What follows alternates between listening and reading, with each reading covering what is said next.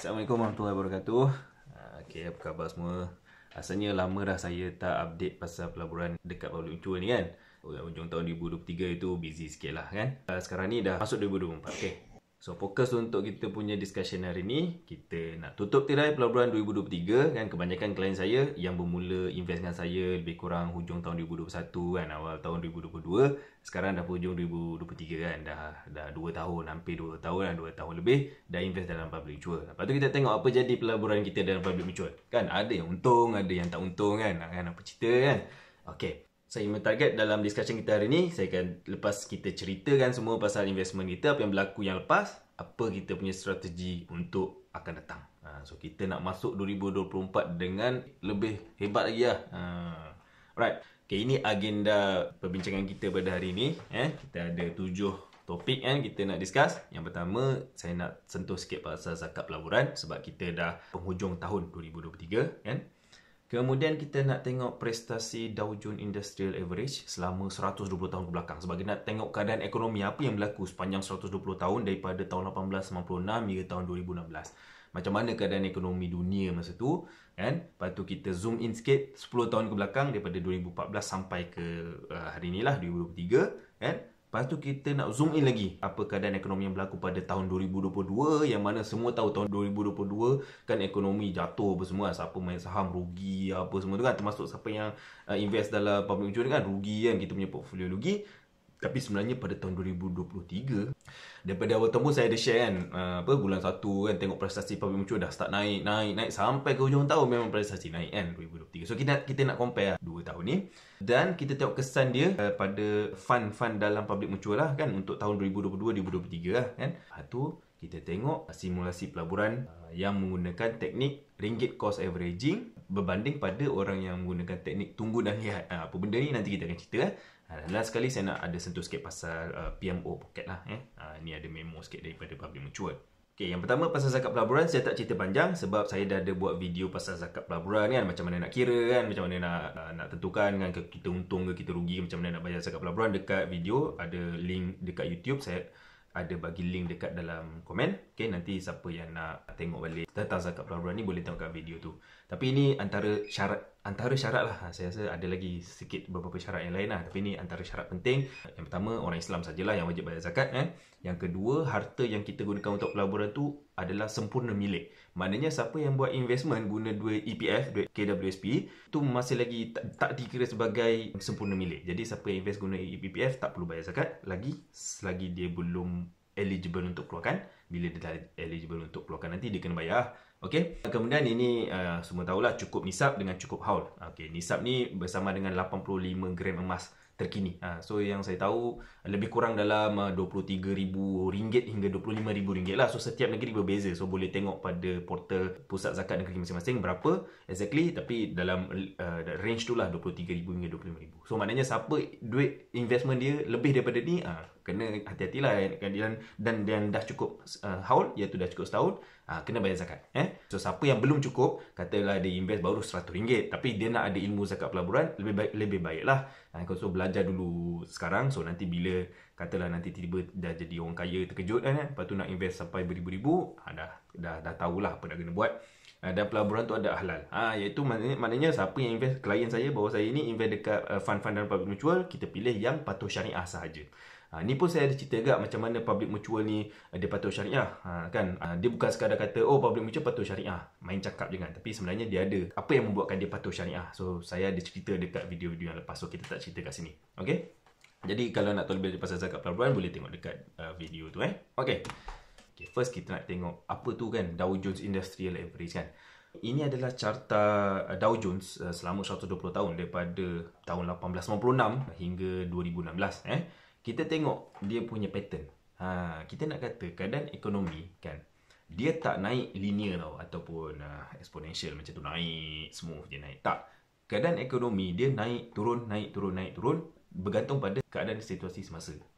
So apa yang berlaku dekat dunia semasa dia efek kepada ekonomi.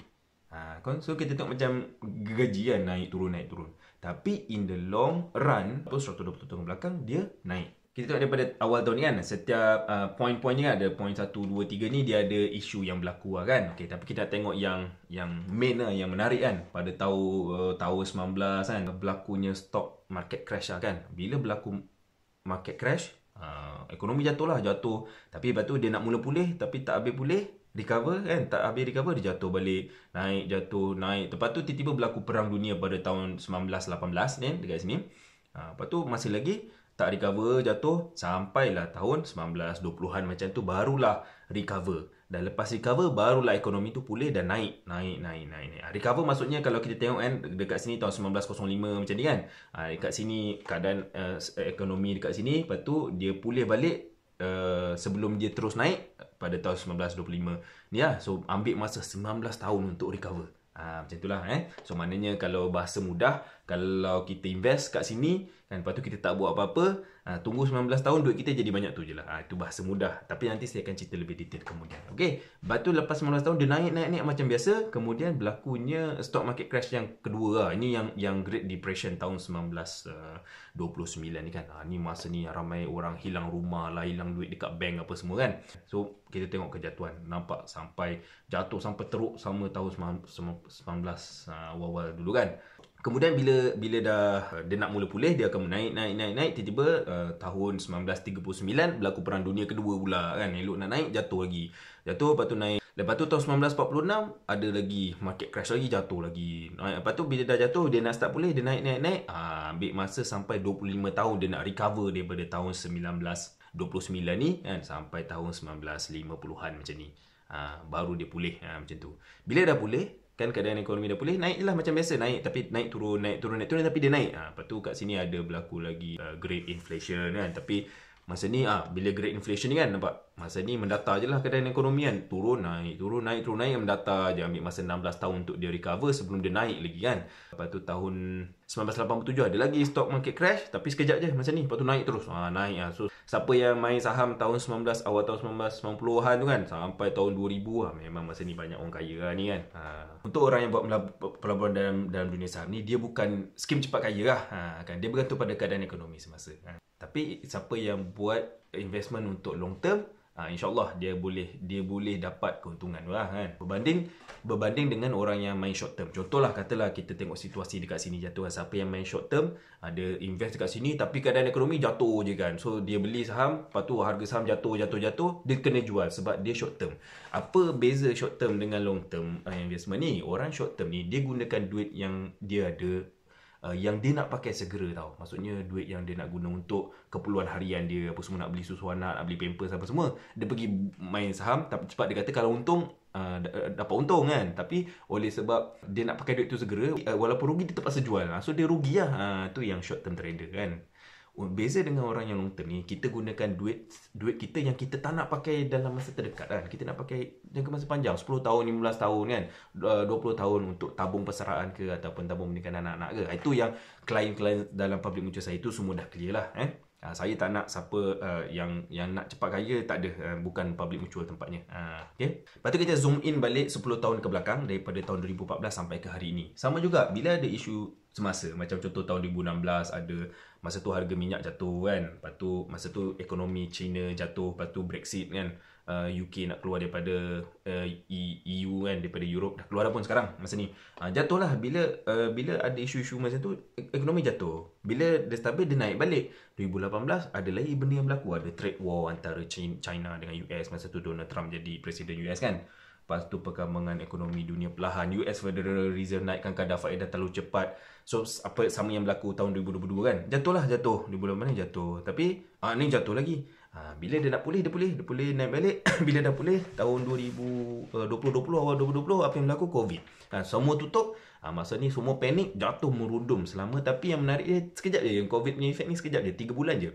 Lepas 3 bulan orang perasan, walaupun semua company tutup physically, tapi bisnes tetap jalan seperti biasa, malah lebih untung lagi. Sebab mungkin kos berkurang kan, untung banyak apa semua, online apa semua. So masa ni pun menarik juga. Siapa yang invest kat sini memang menarik lah. Merasa untung dah, elok-elok untung. Pada tahun awal 2022, kita semua tahu Rusia dia invade Ukraine kan. Lepas tu dah lain tu. Lepas tu ada lagi satu lagi isu US gaduh dengan China berebut Taiwan. Tapi isu tu sekejap kan. Bila ada isu ni, jatuhlah. So kita tahu sepanjang 2022 jatuh. Jatuh. Tapi nak tengok kat sini, sebenarnya tahun 2023 ni ekonomi cantik je naik dan dah recover dah pun. Pada hari ni dah recover dah pun. Okay, so kita nak tunjuk kalau duit kita simpan dekat instrumen yang selamat kan. Contohnya ASB lah salah satu instrumen yang selamat. Dan kat mana-mana macam bank simpanan ke kan, ataupun siapa yang simpan dekat EPF, dia maintain dekat EPF kan. Itu instrumen yang selamat lah. Dia maintain je bagi dividen atau pulangan setiap tahun. Walaupun keadaan ekonomi dunia apa sekalipun, dia tetap bagi maintain je. Kan contoh daripada tahun 2012 kan, dia bagi 7%, 7%, 7%. Lepas tu 6%, 7%. Walaupun ekonomi naik ke turun ke, macam ni turun pun dia bagi, kita average lah senang, 5%.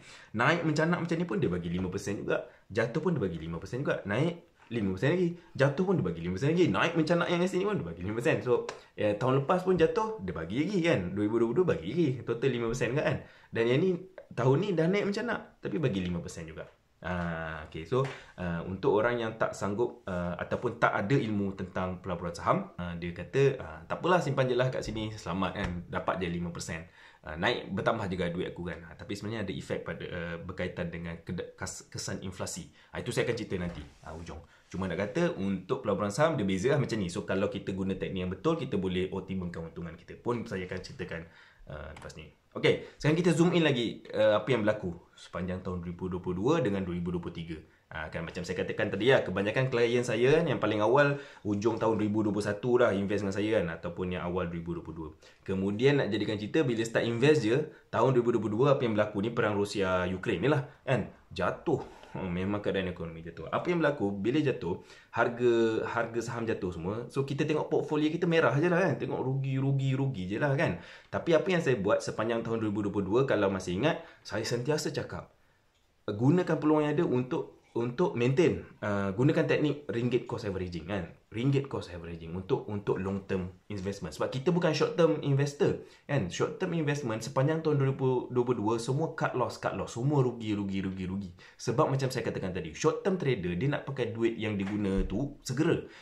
Untuk long term, yang invest dekat dalam public mutual semua long term, semua tak nak pakai duit tu segera. Sebab tu saya kata teruskan je ringgit cost averaging macam biasa. Maksudnya invest je secara konsisten, setiap bulan ke, ataupun sampai guna EPF setiap 3 bulan boleh top up kan. Sampailah hujung tahun 2022 pun sama juga kan. Saya masih lagi kata teruskan je. Kita tak tahu masa ni hujung tahun 2022, kita tak tahu adakah ekonomi masih jatuh lagi ke. Sebab masa tu katakan masa awal tahun kita dengar kata tahu ekonomi 2023 akan jatuh lebih teruk. Sebenarnya untuk orang yang long term, dia tak apa. Dia sebab dia tak terkesan dengan sentimen jangka masa pendek.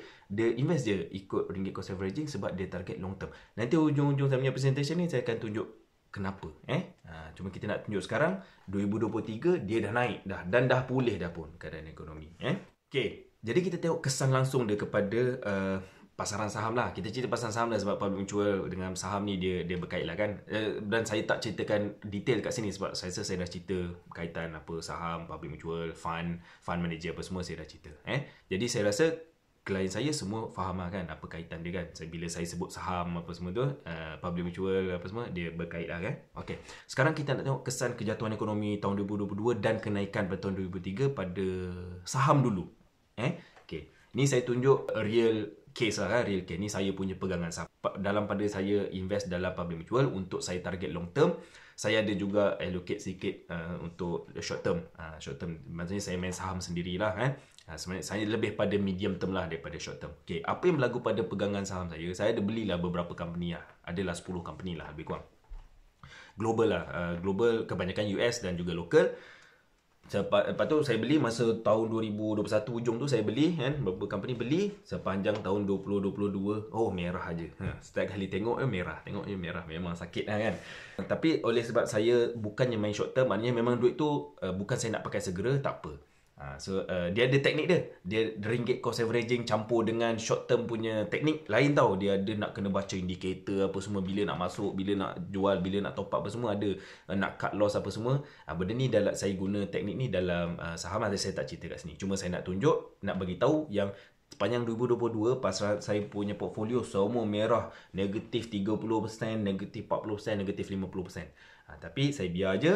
Bila masuk tahun 2023 dia dah nak pulih kan, dah cantik lah. So ada sebahagiannya yang dah untung sampai 27% kan. Ni macam company AMD dapat 27%, Apple dapat 18% kan, Franken dapat 7% kan bulan Mei. Lepas tu saya dah jual lah sikit masa bulan 7 itu saya dah jual. Mana capai sakit saya dah jual. Tapi ada juga yang portfolio saya yang masih merah lah masa ni. ANSYS macam ni kan negatif 6. Applied Applied Material ni amat negatif 4. Lululemon pun saya ada juga masa ni negatif 13% masa tu. PTC pun ada negatif 30% masa tu. Kemudian di penghujung tahun 2023 bila pasaran dah pulih, dah recover, dah semua dah jadi hijau dah, alhamdulillah. Yang ni AMD dah tak ada jual. Tapi tengok ANSYS daripada negatif 6 ni, sebelum tu negatif puluh-puluh lah. Saya tak ingat dah negatif apa kan. Tapi saya nak kata dalam masa setengah tahun ni kan, macam ANSYS ni daripada negatif 7 jadi positif 4%. Apple daripada positif 18 jadi 28. Amat daripada negatif 4 jadi 14 kan. Franken dah jual habis. Lululemon negatif 13 dah jadi 32. PTC dah jadi 29%. Dah cantik dah. Okey. Ini beza dia. Saya adalah seorang part-timer. Part-time short term trader lah kan. Pun saya berjaya juga dapat manipulate keadaan ekonomi kan, ataupun ride on keadaan ekonomi menggunakan teknik yang betul. So saya ada teknik untuk short term trading, gunakan teknik yang betul, dapat juga keuntungan. Tapi saya part time je buat saham ni, sebab saham ni susah, memang sangat susah. Saya belajar dah habis beribu lah untuk belajar dan dah pernah rugi beribu ringgit juga. Dan sekarang ni bila dah praktis apa semua, dah betul-betul gunakan teknik yang betul, alhamdulillah dapat hasilnya.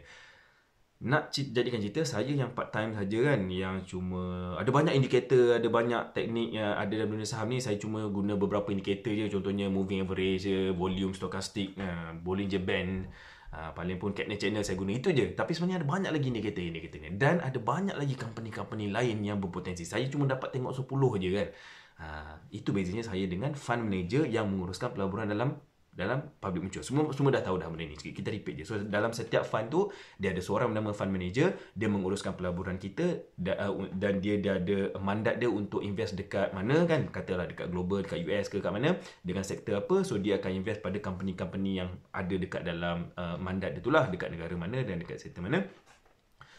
Sedangkan saya pun boleh dapat setakat 40, 20%, 30%, lagilah fund manager boleh dapat. So dia menggunakan duit yang kita simpan dalam public mutual tu. Lepas tu bila dia dapat untung, so kita pun dapat untung lah. So ini saya ulang benda yang sama je. So itu beza long term investment secara pasif, maknanya kita tak payah sakit kepala dah, tak perlu nak tengok apa semua, nak kena baca berita hari-hari, nak kena tengok chart hari-hari. Fund manager dah tolong buatkan untuk kita kan. So itu menariknya, bestnya kan, invest dalam public mutual ni. Okay. Kemudian kita tengok apa kesan daripada keadaan ekonomi dunia yang dah recover ni pada tahun 2023 kepada prestasi atau performance dalam fund-fund dalam public mutual. So ini dia, kita tengok. Ini list semua fund-fund yang patuh syariah sahaja. Kita tak tengok yang tak patuh syariah, ada dalam public mutual, tapi kita tak nak tengok lah. Kita tengok yang public, yang patuh syariah sahaja. Kita tengok year to date punya returns. Kita tengok yang 3 fund pertama ni, Public Islamic Innovative Technology, Public Islamic Pioneer Entrepreneur 40 Fund, Public Islamic US Equity. Dia dapat keuntungan 40% tahun 2023. Year to date adalah contoh untuk tahun 2023 daripada 1 Januari 2023 sampai 31 Disember 2023. Sebenarnya ni 28 Disember hari tu lah, tapi okay, year to date.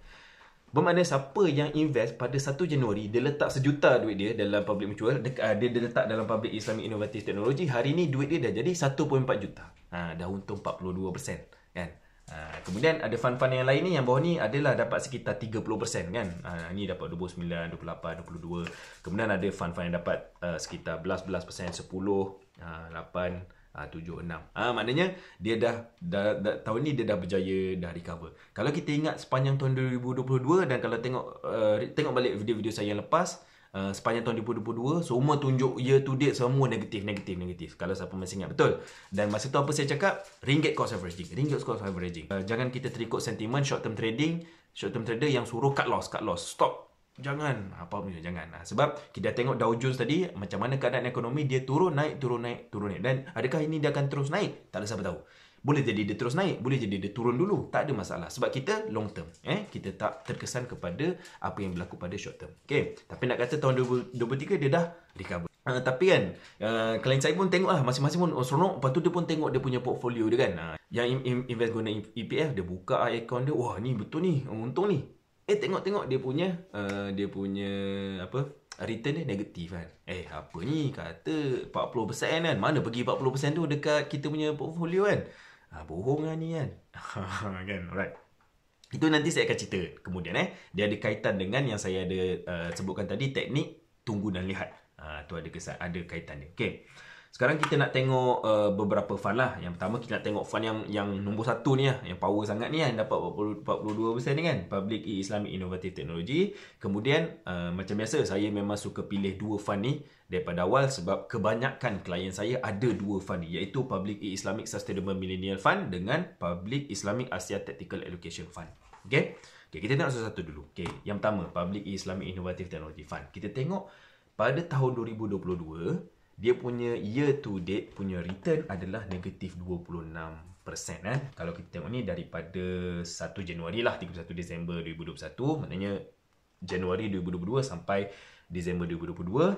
Siapa yang invest kat sini kan, dia punya performance dia adalah negatif 26%. Tapi pada tahun 2023 dia dapat 42%. So maknanya masa Januari hari tu kat sini, hujung Disember 2023 kat sini. Okey, bila kita combinekan dua-dua, bermakna daripada awal 2022 ni, awal 2022 sampai ke hari ini, dia punya performance dia adalah 4% lah. Maknanya daripada awal Januari 2022 dia jatuh, kemudian dia pulih, dia naik, dia dah recover sikit. So dia dah recover 4%. Bermakna siapa yang invest dekat fund ni masa Januari 2022, katalah dia letak sejuta dekat sini Januari 2022 dan dia gunakan teknik tunggu dan lihat, bermakna dia tak top up, dia tak gunakan teknik RCA. Sebab tak tahulah, sama ada 2 sebab. Kenapa? Satu, sebab dia takut dengan sentimen semasa ekonomi jatuh, dia tak nak top up, dan dia tak faham konsep ringgit cost average hedging dengan betul.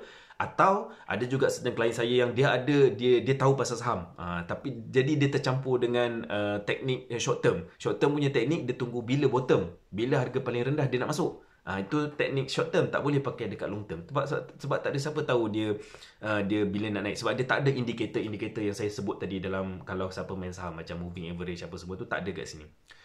Bila dia nak tunggu bottom, oleh sebab dia pasif kan public macam ni pelaburan secara pasif. Jadi tak sempat nak tengok, tak sempat nak masuk, ataupun dia asyik nak tunggu bottom, benda dah naik, dah terlepas. Okey, macam tu. So, siapa yang gunakan teknik tunggu dan lihat sahaja, sejuta dia letak kat sini, hujung 2023 ni dia cuma untung 4% saja. So, dia pun cakap, alah 2 tahun invest dekat public mutual dapat 4% je. Kalau simpan dekat bank simpanan biasa, 2022 dapat 5%, 2023 dapat 5% kan, rugi. Jadi dia nampak yang itu sahaja, dia nampak yang kesan yang pendek sahajalah, dia tak nampak kesan panjang yang macam saya tunjukkan keadaan ekonomi Dow Jones tadi tu.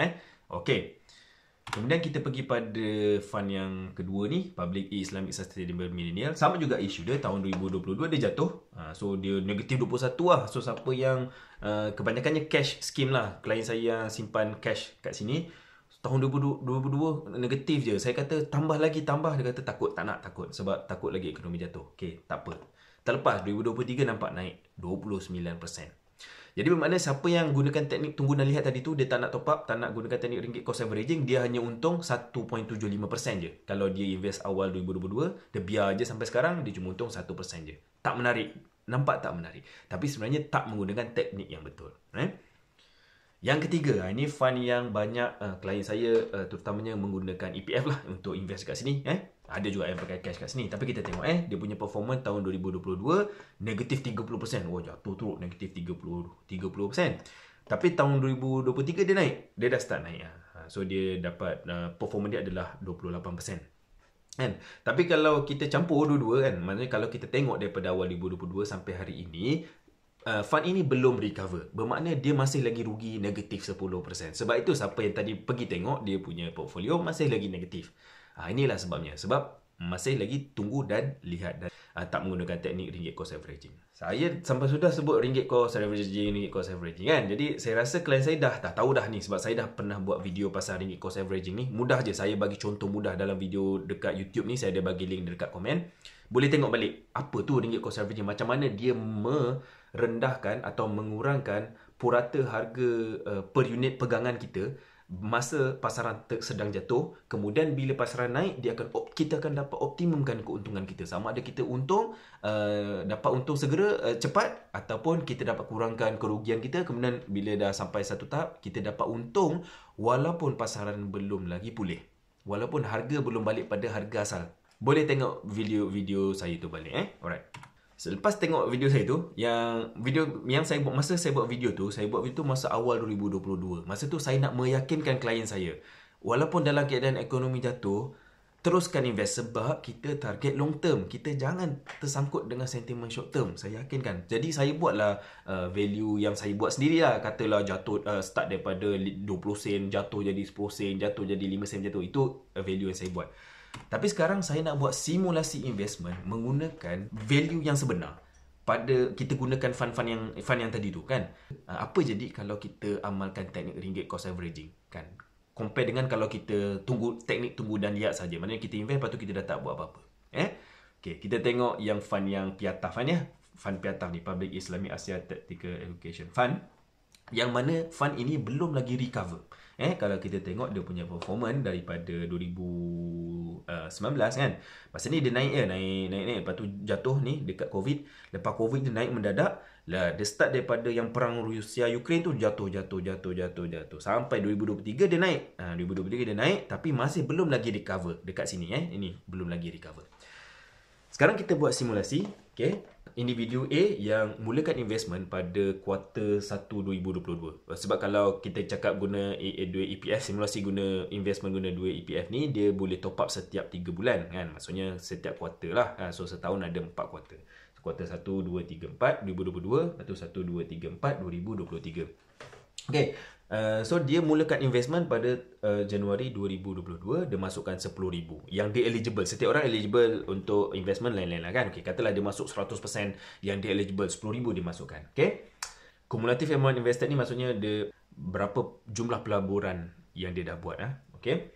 Transacted net asset value per unit ini adalah harga market pada waktu itu. So kita katalah quarter 1 2022 ni, Januari lah, awal Januari 2022, harga per unit adalah 5739 sen. Ini bukan value yang saya buat-buat. Ini saya ambil daripada value sebenar. Pada awal Januari 2022 kat sini, harga dia 5739 unit. Kemudian dalam simulasi ni pun saya ambil kira sales charge. Kan, sebab nanti ada orang kata, nanti Pak Muncul tu dia tak cerita tu pasal sales charge tu, dia bohong tu, mahal tu sales charge dia, rugi macam tu. Tapi untuk simulasi ni saya tunjuk sales charge termasuk tolak sekali. Maksudnya dia bayar 10,000, table ni pendek sikit, nanti ada table kemudian ada panjang sikit. So dalam table yang sebenar, dalam Excel saya buat sebelum saya transfer ke sini, saya dah tolak maksudnya 10,000 tu tolak dengan 3% sales charge. Kemudian daripada baki yang ada, dia beli berapa banyak unit yang dia boleh dapat menggunakan amount selepas tolak sales charge. Dan kemudian ini adalah average cost per unit pegangan dia. So dia dapat 51 unit, pegangan dia adalah 5911 sen. Okay. Jadi berapa banyak unit yang dia ada kali dengan harga pasaran saham, harga pasaran semasa. Ini dia punya net asset value lah, unrealized lah, tak jualan, unrealized. So masa ni dia tengah rugi negatif 3%, betul So siapa mulakan investment dia rugi 3% tu lah, bukan rugi, itu sebenarnya sales charge. Alright.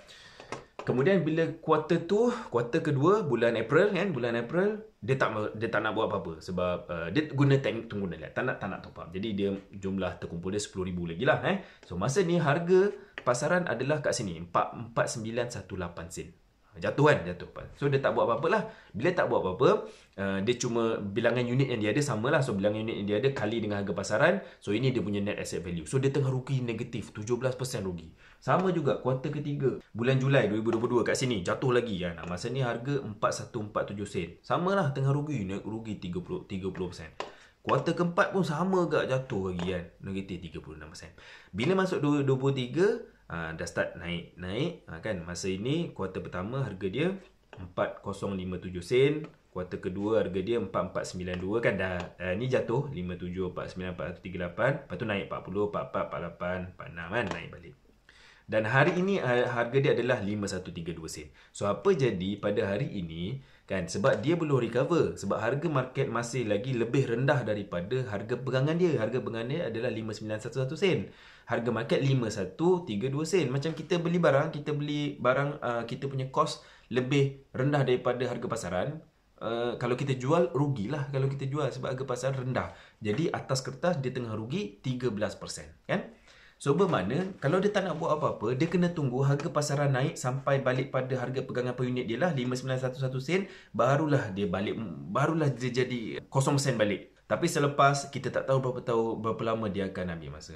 Jadi katalah dah 2 tahun, dah 3 tahun berlalu, barulah balik modal. Baru dia kata kat situ, alamak, duit aku 10,000 dekat Pavilion Mutual, lepas 3-4 tahun tak jadi apa, 0% kan dia. Sebab tak menggunakan teknik ringgit cost averaging. Okey. Kemudian sekarang ni kita tengok apa jadi kalau kita amalkan ringgit cost averaging. So katalah kita mulakan investment dengan EPF kita tu kan, boleh 100% kita masuk eligible 10,000, dan setiap kuartal kita boleh top up sebenarnya 10,000 tapi kita tak nak. Kita takutlah kan, kita nak cuba dulu 20% je. So 2,000. So setiap kuartal kita top up 2,000. Inilah maksud dia. So mula-mula kuartal pertama kita invest 10,000, kuartal kedua kita tambah tanpa tengok keadaan ekonomi masuk je 2,000. Kuartal 3 masuk 2,000. Masuk 2,000. So yang terkumpul daripada 10,000 jadi 12,000, jadi 14,000 yang kita invest yang terkumpul. So di penghujung di kuartal 4 2023 kita dah invest sebanyak 24,000. Okey, ini harga market sama. Kita ambil daripada amount yang samalah, harga market yang sama. Okey. Tapi kita tengok kesan daripada kalau kita top up pada kuartal kedua bila harga pasaran jatuh kan, kita top up 2,000 kan, daripada 2,000 ni kita dapat beli lagi unit kan. Dah lah harga unit tu murah, lebih murah daripada sebelumnya. So kita dapat bilangan unit tu relatively lebih banyak daripada yang sebelumnya. Dan lepas tu bila kita dapat average down kan harga pegangan per unit kita daripada 5911 sen jadi 5751 sen. So logiknya kita punya harga kos kita berkurang. Sama juga bila harga jatuh next quarter, harga jatuh kita top up lagi, harga average pegangan harga kos kita harga kos kita berkurang. Berkurang. So selagi mana harga kos kita lebih rendah daripada harga pasaran market, selagi tu kita dapat average down kan. Apa kesan dia pada hari ini? Bila harga kita dapat average down kan kita sampai jadi 5006 sen, iaitu lebih rendah daripada harga pasaran hari ini, iaitu 5132 sen. So maknanya kita dah untung lah. So atas kertas kita dah untung 3%. Bermakna dalam keadaan fund ini belum recover lagi. So daripada dia masih awal dulu 57 sen, sekarang baru 51 sen, belum lagi naik, belum naik jadi 57 sen pun dia dah untung 3%. Nampak tak? Dalam keadaan pasaran jatuh, pasaran masih lagi belum recover, dia dah berjaya buat untung pada hari ini. Tapi sebelum tu kalau kita tengok kat sini kan, mula-mula dia hari pertama kali dia invest tu dia rugi 3%, bukan rugi yang sesah 3%. Tapi oleh sebab dia top up kan, dia top up bila harga jatuh, dia top up, dia dapat mula-mula dia dapat kurangkan kerugian dia daripada 17%. Kalau dia tak top up kan, dia rugi 17%. Tapi sebab bila harga jatuh dia top up, dia mengurangkan kerugian dia menjadi 14% sahaja. Sama juga kuartal seterusnya kan, harga jatuh lagi, tak apa, top up lagi. So dia dapat mengurangkan kerugian dia, kadar kerugian dia daripada 30% kepada 24% je. Jadi bila harga tu naik kan, bila harga pasaran naik, dia dapat untung kan. Hari ni dia dah dapat untung lah. Apatah lagi bila harga pasaran naik kepada harga kos asal dia yang 5911 sen ni. Kan? Katalah dia dah tak top up dah lepas tu kan. Kita buat kiraan dia dah tak top up dah lepas tu, dia dah untung 18%. Berbanding pada orang yang menggunakan teknik tunggu dan lihat, bila harga naik pada harga asal dia balik modal 0%. Maknanya dia tak untung tak rugi. Tapi siapa mengamalkan ringgit cost averaging, harga jatuh dan naik balik pada asal dia dah untung 18%. dah lah dia untung 18%. Lepas tu dia amount yang diinvest setiap bulan bertambah. So 18% daripada 24,000 kan. Jadi dia dah ada 28,000. Berbanding orang yang tadi tu dia 10,000 je, lepas tu dia tak buat apa-apa. Lepas berapa tahun kan nak capaikan harga asal balik, 10,000 je balik duit dia kan. Yang orang yang ni yang keep on gunakan teknik ringgit cost averaging, dia ada simpanan jadi 28,000 dah. Jadi semakin banyak kita buat ringgit cost averaging tu setiap bulan atau setiap quarter in case untuk EPF ni, semakin tinggi kesannya. Kita tengok apa jadi kalau kita simpan 50% daripada yang kita eligible kan. Kita eligible 10,000 tapi kita simpan 5,000 setiap bulan. Apa jadi? Sama cerita dia, kita start 10,000, lepas tu setiap quarter simpan 5,000, 5,000, 5,000. So bertambahlah 10,000, 15, 20. So in total kita invest 45,000 Harga kos sama, keadaan situasi yang sama, di average down kan, tapi banyak sebab kita beli masa harga rendah, kita beli dengan amount yang banyak, so lagi dia average down kan kita punya pegangan per unit dan mengurangkan kadar kerugian daripada 14%. Tadi kalau hanya 2,000 setiap kuartal, dia 14% rugi, tapi kalau 5,000 12% rugi. Okay, cerita yang sama, yang ni kat sini dia dah start untung 2%. Tapi pada hari ini dengan harga market 5132 sen, dia dah untung 8% berbanding orang yang simpan hanya 20% tadi tu, 2,000 tadi tu, dia cuma untung 3% je hari ini. Dan kalau harga pasar naik pada asal, dia untung 24% berbanding 18%. Dah lah dia untung 24% daripada jumlah yang dia dah terkumpul banyak tadi kan. Kan dia simpan banyak, so daripada 45,000, so dia ada 55,000 banding orang yang ada 28,000 ni saja. Macam tu. Apatah lagi kalau kita simpan, kita eligible semua 10,000 setiap kuartal, masuk je 10,000. Hari ini untung 10%. Dan kalau balik modal, dia untung 27% berbanding 24%. Dah lah 27% daripada total investment yang terkumpul adalah 80,000. Dia dah ada 100,000 dah. Berbanding orang yang ada 55,000. So nampak tak kesan dia kalau kita invest untuk long term menggunakan teknik ringgit cost averaging, terbukti dah yang ini. Memang dah terbukti. Ini bukan buat-buat punya, bukan tipu punya. Memang betul punya. Bukan yang macam dalam video YouTube saya tu, saya buat-buat value je kan. Sebab masa tu belum berlaku. Yang ni dah berlaku. Jadi mana-mana klien saya yang ikut teknik ni, sama ada dia dah untung atau sebenarnya dia dah mengurangkan kadar kerugian dia. Memang dia tengah masih rugi, tapi kurang. Kadar kerugian dia kurang berbanding kalau dia tak buat RCA langsung. Macam tu. Jadi tunggu je. Nanti kalau dia keep on je buat RCA, nanti bila harga dah naik, walaupun belum recover, dia dah akan dapat untung dulu. Dan dia dah simpan banyak dah. Macam tu. Okay, so ini kalau EPF scheme lah kan, guna duit EPF. Habis klien-klien saya yang guna cash, dia kata, habis cash macam mana kan? Yang guna cash, sama je situasi dia. Cuma cash ni dia lebih fleksibel, dia lebih lagi. Sebab cash ni kita boleh top up bila-bila masa ikut kita suka. Dan tapi minimum RM100 lah. Okay, sekarang kita buat simulasi yang kedua. Kita guna fund yang kedua tadi, Public E-Islamic Sustainable Millennial Fund. Yang mana fund ini dia dah recover, baru sahaja recover. Kita tengok Januari dia dekat sini, harga dia 3997 sen. Dan dia dah jatuh hari tu sampai 2023, awal 2023, naik-naik. Hari ni, pada hari ni, harga dia pun dah naik. Okay, 3997 sen. Kita tengok lebih kurang dia lebih kurang tapi dah naik, dia dah recover.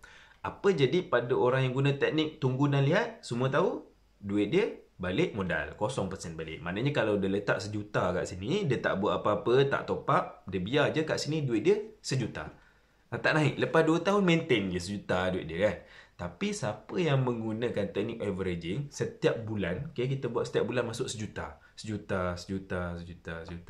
tak payahlah RM1, kita buat RM100 Okay, katalah RM100, letak RM100. Setiap bulan dia letak RM100. Saya guna value yang betul daripada harga yang betul. Setiap bulan, Januari berapa harga dia, Februari berapa harga dia kan. Setiap hari berubahan. Jadi saya ambil awal bulan kan.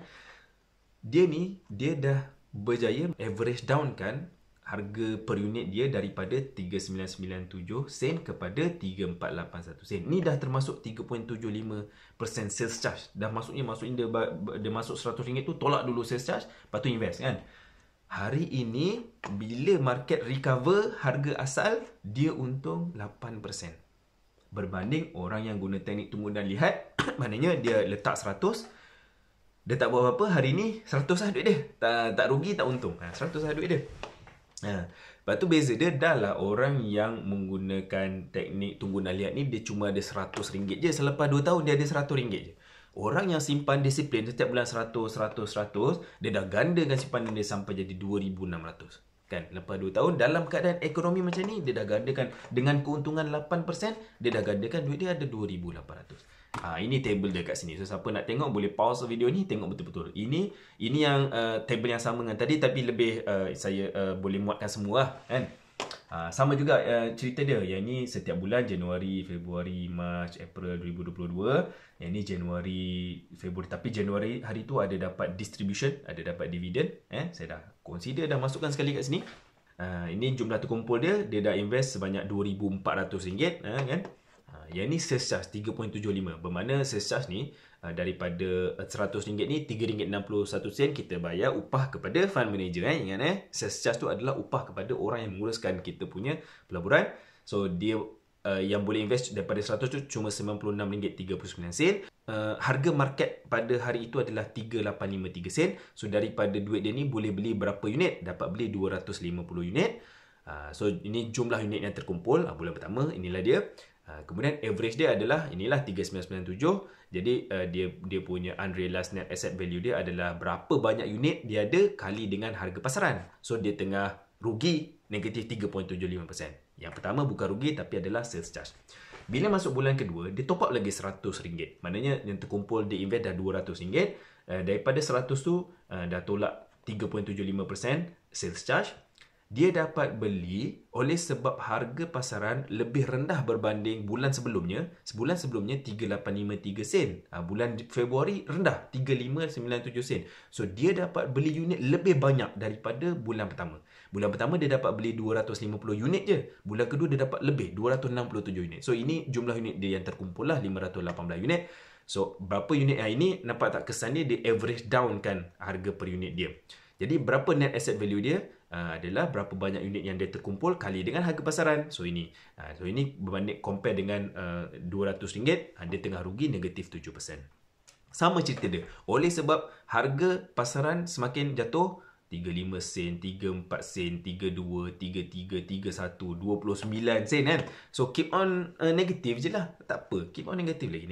Bila pasaran dah mula pulih, dah naik 32, naik 35, 37, 36, 37. Masa ini dekat sini je harga pegangan per unit dia lebih rendah daripada harga pasaran. So kat sini dia dah untung dah.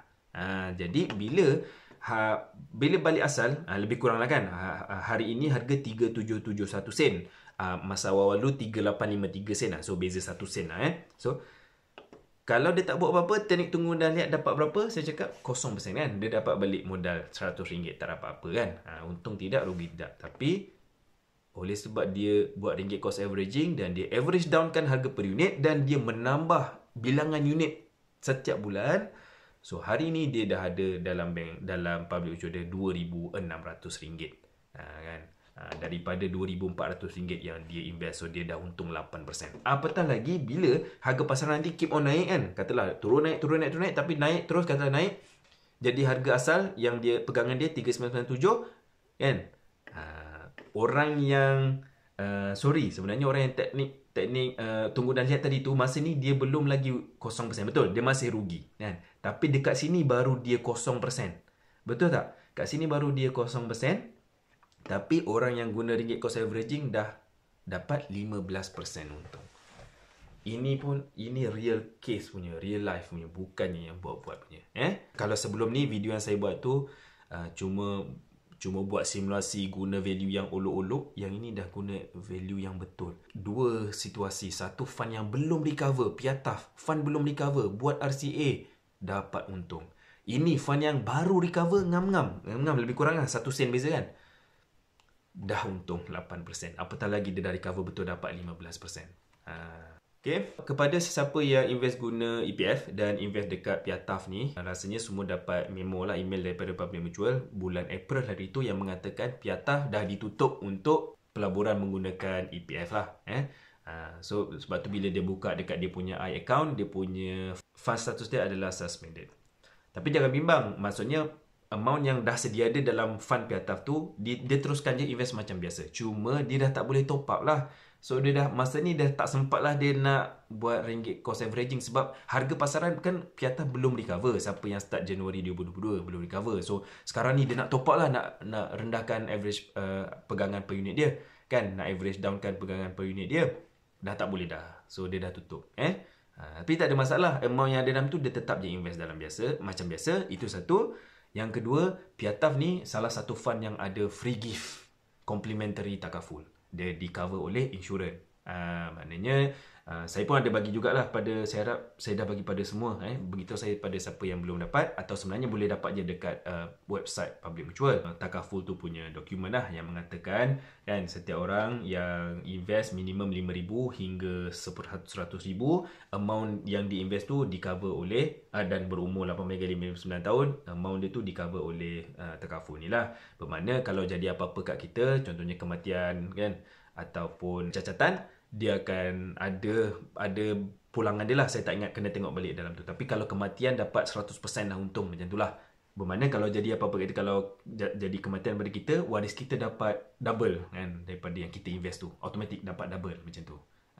Kan berbanding pada kalau duit tu kita biar je dalam EPF, tiba-tiba jadi apa-apa kat kita kan, kematian, waris kita dapat amount tu sahajalah.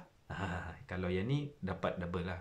Itu kalau kematian. Kalau kecacatan, adalah dia list kan, putus jari 1, putus jari 2 kan, hilang penglihatan, pendengaran, semua ada. Dia ada coverage dia. Maknanya yang mana dah ada dalam Piataf, okey je lah.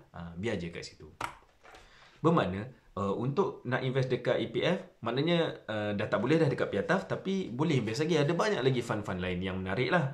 Boleh pilih daripada RIS 1 hingga RIS 5. Dan kalau siapa yang berminat juga, masih berminat dengan Piataf ni sebab performance dia punya sektor yang dia cover kan, area yang dia cover kan, Asia. Untuk Piataf ni dia cover dekat Asia, negara-negara Asia macam Taiwan, China, Korea. Dia suka yang ni. Tapi dia tak boleh kat Piataf, dia boleh pilih fund-fund yang fokus dia lebih kurang dengan Piataf lah. Macam contohnya PAIF dengan PIALEF ni lah. Okey, tadi kita dah tengok simulasi yang 2 tahun sahaja. Situasi fund, 2 fund tadi tu, Piataf dengan PEISMF, satu yang belum recover, satu yang baru saja recover. Kan? Baru nampak 2 tahun je kan. Dah nampak keuntungan yang macam itu. Apatah lagi kalau kita stretch panjang. Sebab semua yang invest dekat sini, semua nak invest panjang, 20 tahun, 25 tahun, betul? Apatah lagi yang guna EPF tu kan. Rata-rata klien saya yang EPF ni umur akan ambil masa lagi 20-25 tahun sebelum dapat guna duit tu kan. So apa jadi kalau kita invest dekat Public Mutual ni kan? Ini kita buat satu lagi simulasi menggunakan satu fund yang dah lama lah kan. Yang tadi tu fund-fund baru. Ini fund yang lama, iaitu fund ni Public Islamic Opportunities Fund, PIOF. Ini pun sama juga. Saya buat simulasi ni guna value yang sebenar, bukan yang saya buat-buat. So maknanya PIOF ni, kalau kita tengok daripada Januari 2006 dekat sini kan, lepas tu dia ada naik, lepas tu 2008 ada jatuh, naik, 2012 ni ada jatuh, naik, ada jatuh sikit, naik, jatuh COVID, naik mendadak, lepas tu perang Rusia Ukraine. PIOF pada hari ini belum lagi recover. Belum recover lagi. Sebab dia paling tinggi dekat awal 2022 gitu kan. Ujung 2021. Hari ini dia dekat sini. Dia belum recover. Apa jadi pada orang yang dah invest dekat fund ni bermula daripada Januari 2006 dulu kan. Masa tu Januari 2006 dia dapat anak. Dia nak simpan duit untuk anak dia. Untuk anak dia masuk universiti bila anak dia umur 18 tahun nanti kan. So dia masuk 100 setiap bulan kan. 100 setiap bulan. Dan saya menggunakan samalah macam saya buat simulasi yang atas tadi tu, guna value setiap bulan berapa kan. Total pelaburan dia adalah 21,600 selama 18 tahun, RM100 sebulan. Kita tengok dia simpan dekat PIOF, hari ini dia dah dapat keuntungan sebanyak 116%. Mana daripada jumlah pelaburan yang dia buat 21,600, hari ini net asset value dia adalah 46,500. Kan lebih daripada 100% keuntungan kan. Yang hijau ni lah, kalau kita graf yang hijau ni nampak dah ada naik, lepas tu turun 2008 yang masa jatuh ni kan.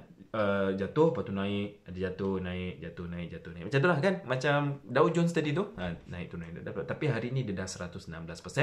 Berbanding kalau dia simpan RM100 tadi tu daripada Januari 2006 dekat instrumen yang bagi maintain je bagi 5% setahun.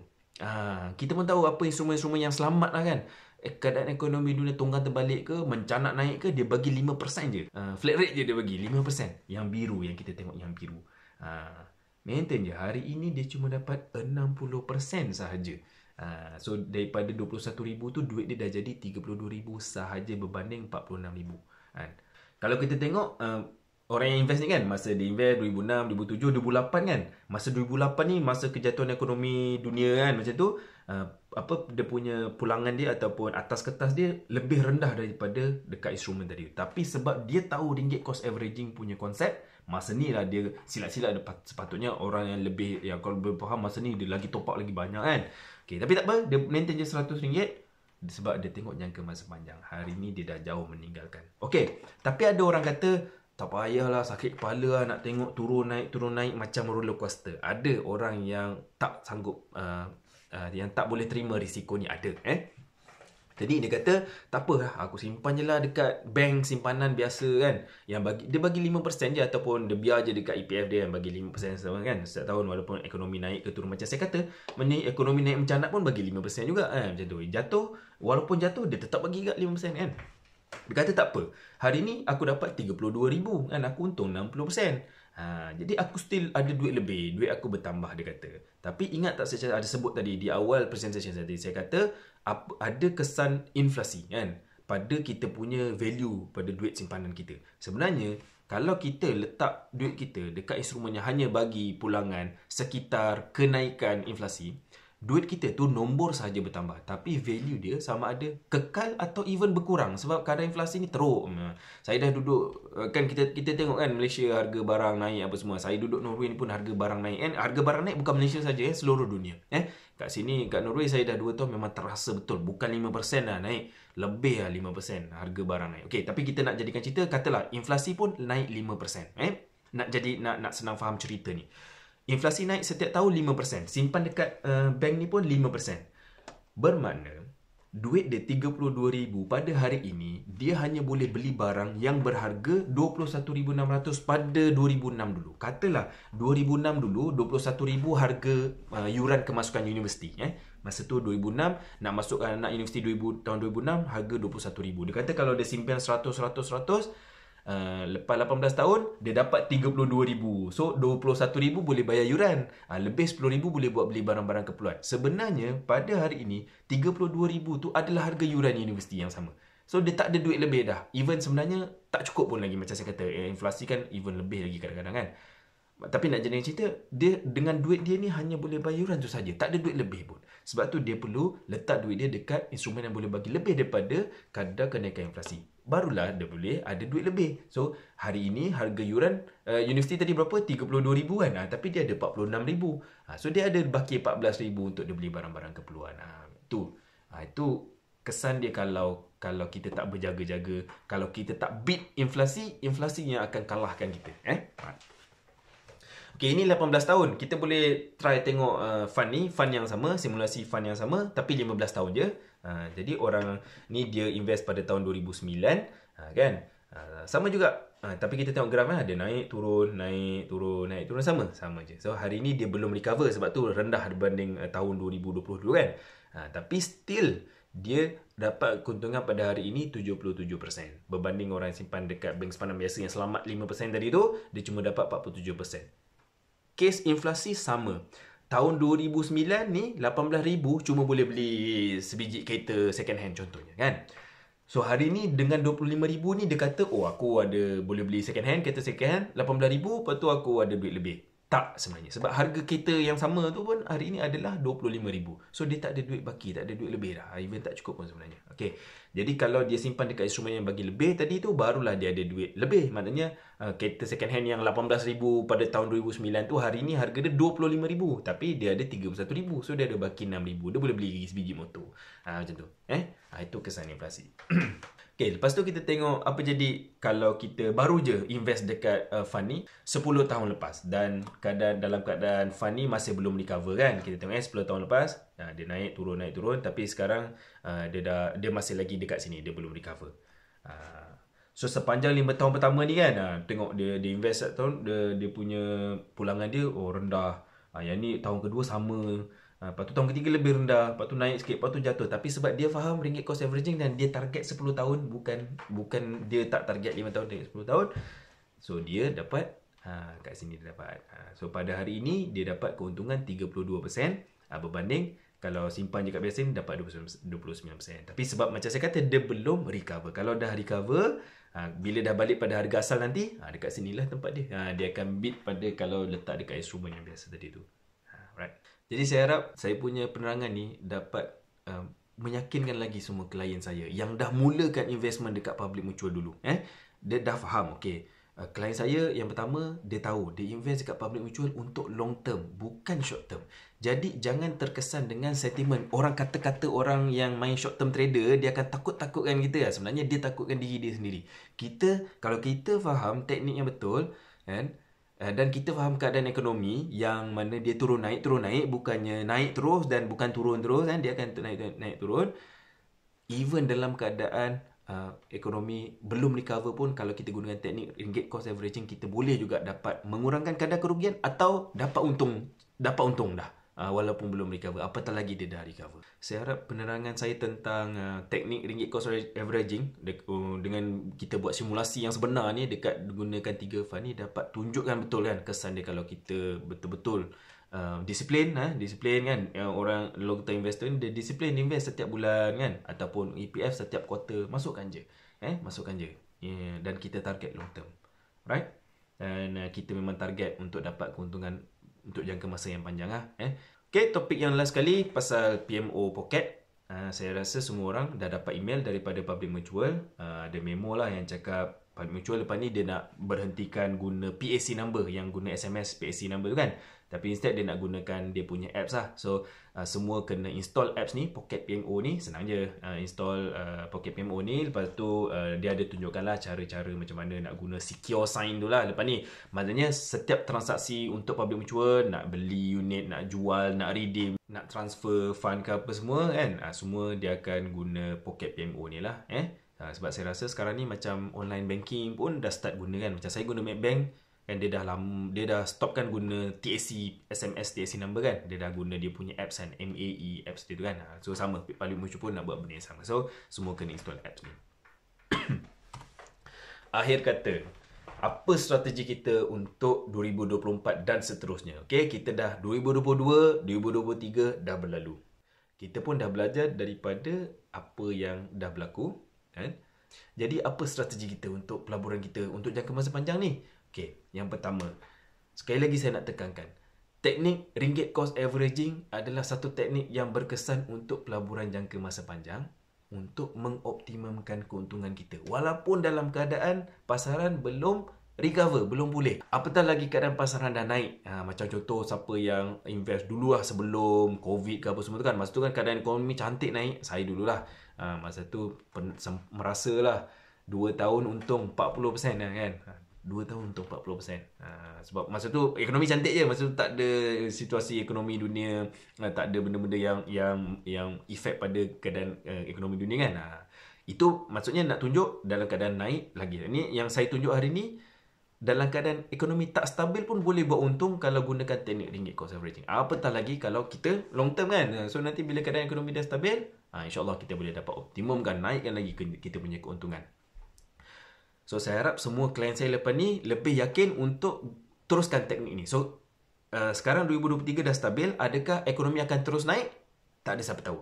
Adakah ekonomi akan jatuh balik? Tak ada siapa tahu. Yang kita tahu, kita ringgit cost averaging je. Alright. Yang kedua, lepas ni saya nak, kalau boleh, klien saya semua diversifykan portfolio. Sebab dalam public mutual ni ada banyak jenis fund.